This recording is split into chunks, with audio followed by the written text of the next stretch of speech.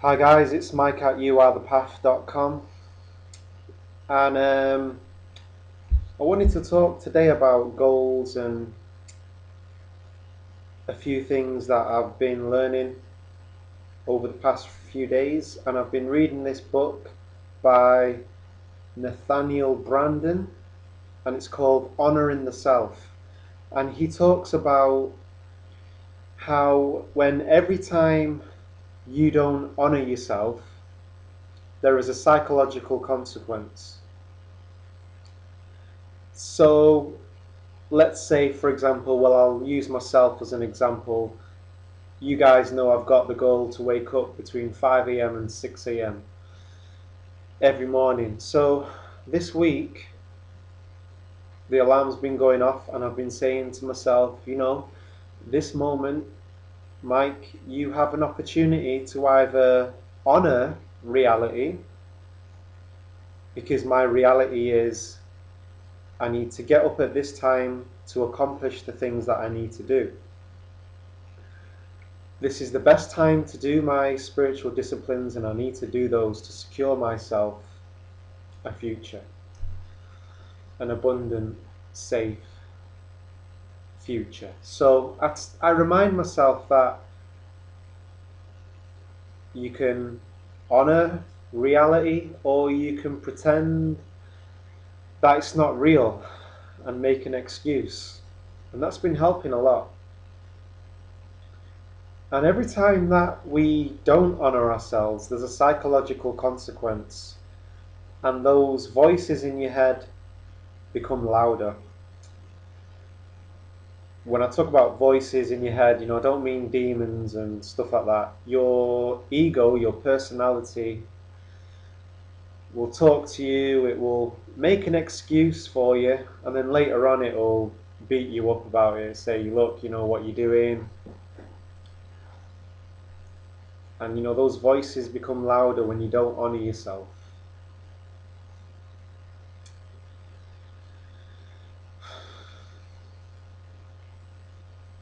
About 3 years ago,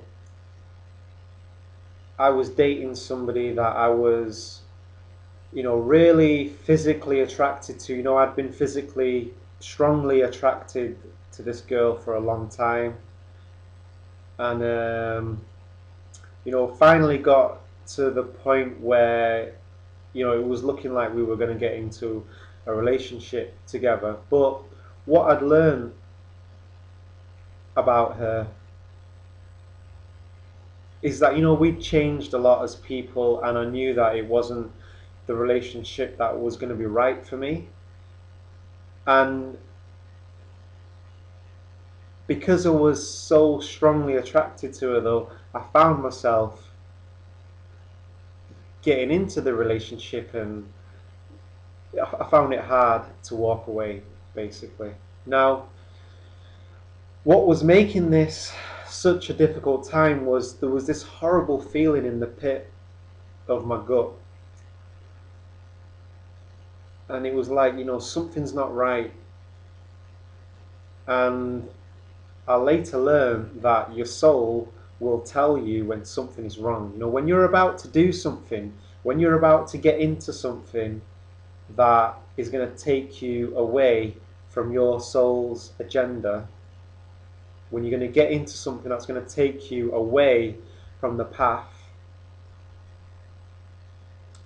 your soul will let you know. You'll feel it in the pit of your gut that something is not right. Now, the cravings of the flesh and the addictions of the flesh will try to persuade you that it's okay, keep going, go for it, you deserve it, those kind of things. Now, it's not to say that pleasure is a bad thing. I'm not saying that pleasure is a bad thing. But when you're about to get into something that's going to take you, that's going to deviate you away from your soul's agenda,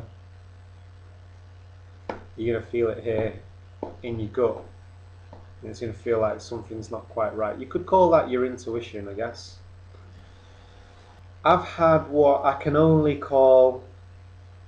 term it a calling. And it's been a calling to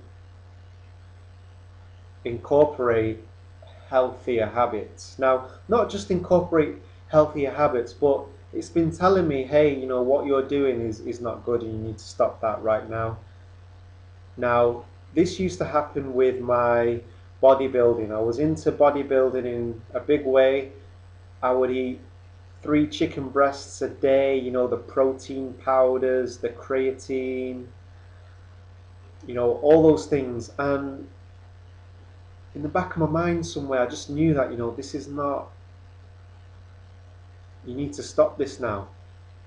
We waste a lot of time on perishable goals. The body will perish. There will come a time, and it will be now. There is no time but now. You may say it's, that's way in the future, enjoy life now. That's way in the future. It will be now. The hour will come, and your body will perish. And the material things that you put so much value in, you're going to leave them behind. You can't take them with you. So how much energy are you investing in perishable goals? How much energy do we invest in how the body looks, how attractive the body is? We put energy into that. Now, one of the reasons why we do this, and I got this from Nathaniel Brandon's book, is that when we're lacking in self-esteem, we try to attain something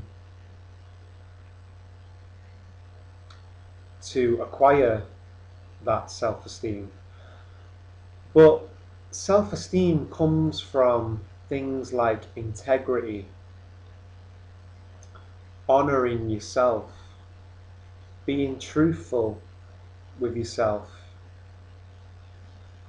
being determined, perseverance, self-love of the true self. This is where real self-esteem comes from. And to acquire those things takes, you have to be really honest with yourself to acquire those things, integrity and honor. So rather than go for that, we go for, I'm going to make myself into the most attractive guy I can be. I'm going to have the best body, 6-pack. I'm going to have the Audi, the big house. And those goals, I could get, I know how to get a 6-pack. I know how to get cut, big muscles, just go on a carbohydrate cycling diet, drink protein powders, and get to the gym, and I will achieve that. But it's a perishable goal. I knew intellectually back then that it's a perishable goal, but now I know it in my gut, I know it in my heart, and it's just not as important now to have a 6-pack and the big car and all those things. So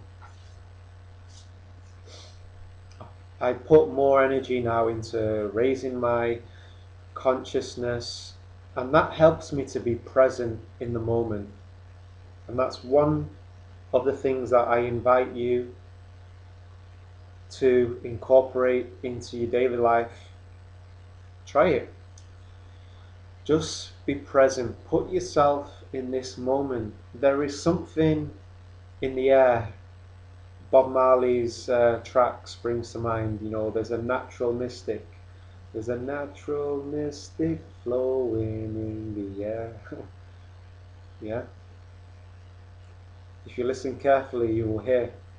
So, beyond your to-do list and beyond the responsibilities that you have at work, and what this person said, and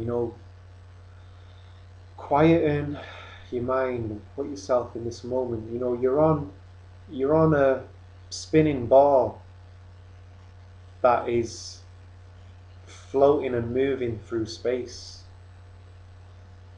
You know, you made it here. You've been given this body to resolve and own into wisdom the things that you didn't resolve on your previous lifetime.